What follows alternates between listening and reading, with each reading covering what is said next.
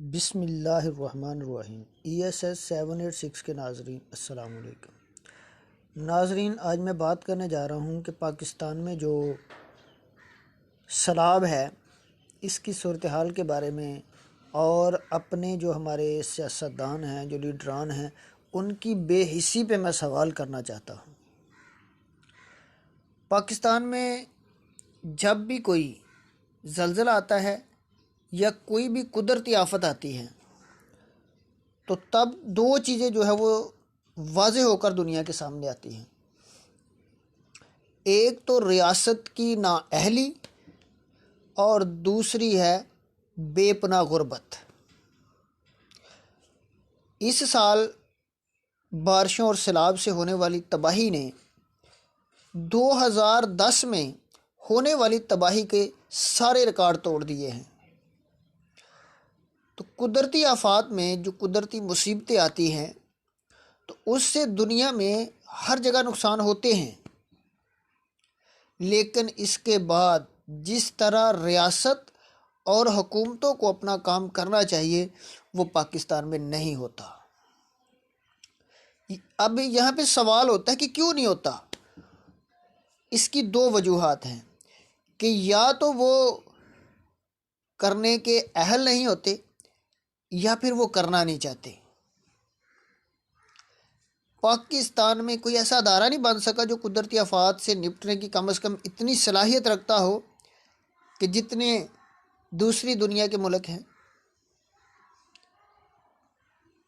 क्या में पाकिस्तान के 60 साल बाद नेशनल डिज़ास्टर मैनेजमेंट अथॉरिटी के नाम से एक अदारा बनाया गया जिसका काम कुदरती आफात से पैदा होने वाली सूरत हाल से निपटना है, लेकिन इस अदारे के पास भी ना तो जदीद टेक्नोलॉजी है, ना कोई आलात हैं और ना ही वो वसाइल हैं जिनकी ज़रूरत है।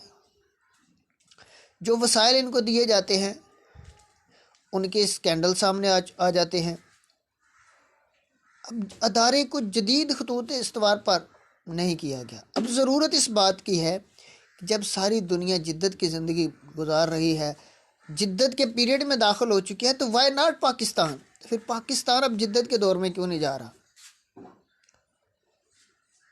अगर एक छोटा सा अदारा बना लिया है तो अब इसको काम करने दें, इसको काम करना सिखाया जाए, उसके ऊपर इन्वेस्टमेंट की जाए और उसमें जदीद सिस्टम लाया जाए।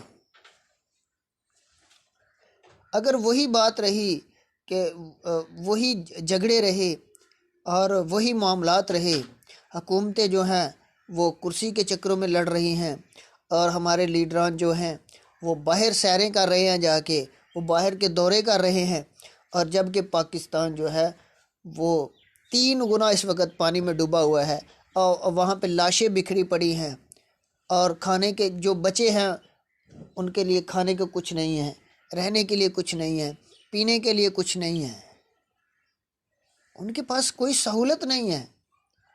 गरीब बेचारे मर रहे हैं और जो सिंध के अंदर वडेरे हैं, वडेरे अपनी जो है वो अपने डेरे बचाने के, अपने फसलों बचाने के चक्करों में पड़े हुए हैं। इसी वजह से उन्होंने बंद तोड़े हैं। और हमारा जो हमारी हुकूमतें हैं ये किसी किस्म की कोई दिलचस्पी नहीं दिखा रही। ये बहुत मायूस कुन बात है। किसी भी रियासत की ये ज़िम्मेदारी होती है कि वो अपने अदारों के अंदर वो सलाहियत पैदा करे कि जो बर वक़्त ऐसी आफात से निपट सकें।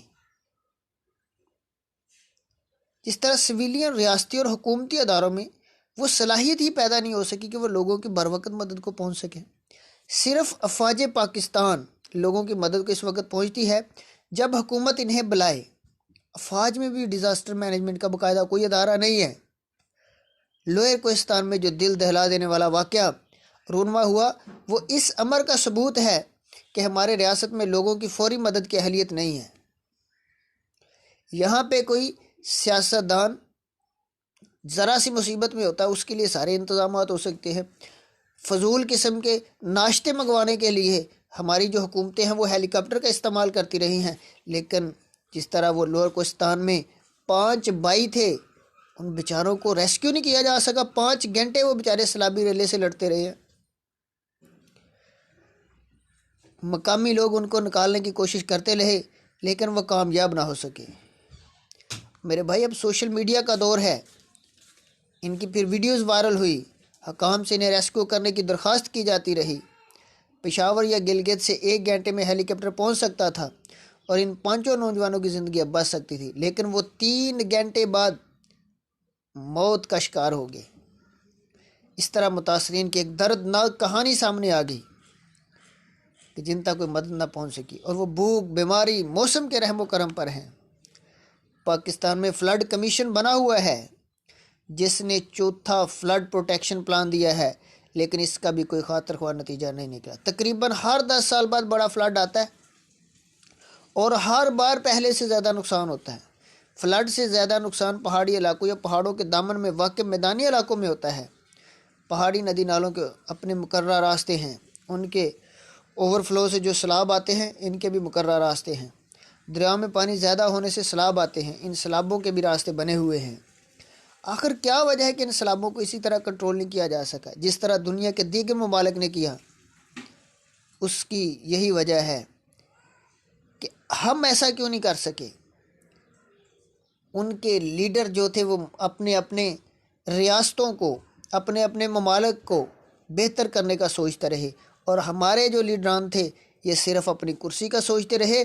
इसके ऊपर पर्चा बनाया, फ़लाँ के ऊपर पर्चा बनाया, फ़लाँ को जेल में डाला, फ़लाँ को जेल में डाला, फ़लाँ को जेल से निकाला, और ये बस एक दूसरे के ऊपर कीचड़ उछालते रहते हैं और इन्होंने कभी रियासत का नहीं सोचा।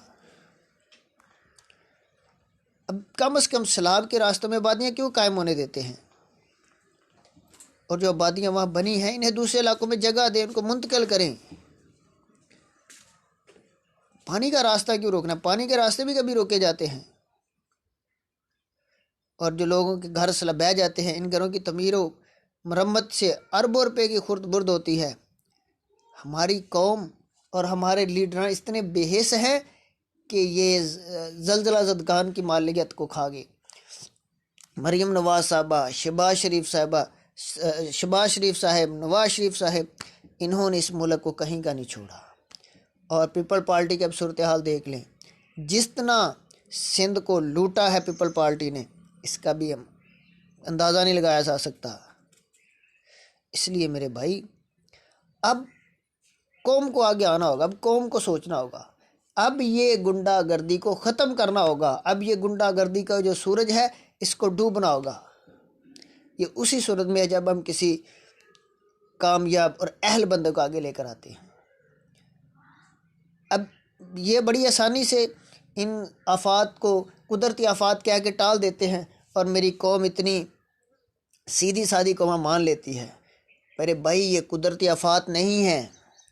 अगर कुदरती आफात है तो सबसे पहले ये जाती उम्रा में आती, ये राइवेंड महलों पे आती। ये सिर्फ गरीबों के लिए है, वो बेचारे मज़दूरों के लिए है। इनके महल्लात में क्यों नहीं आती? भाई, ये मिस मैनेजमेंट इसको कहा जा सकता है, ये मिस मैनेजमेंट है। इसलिए हमारी इंतज़ामिया को भी अब खुदा का खौफ करना होगा और इस रियासत को आगे लेकर जाने के लिए कुछ ना कुछ सोचना होगा। अल्लाह से दुआ है कि अल्लाह रब्बुल इज़्ज़त की ज़ात इस रियासत की हिफाजत फरमाए। आमीन। पाकिस्तान जिंदाबाद।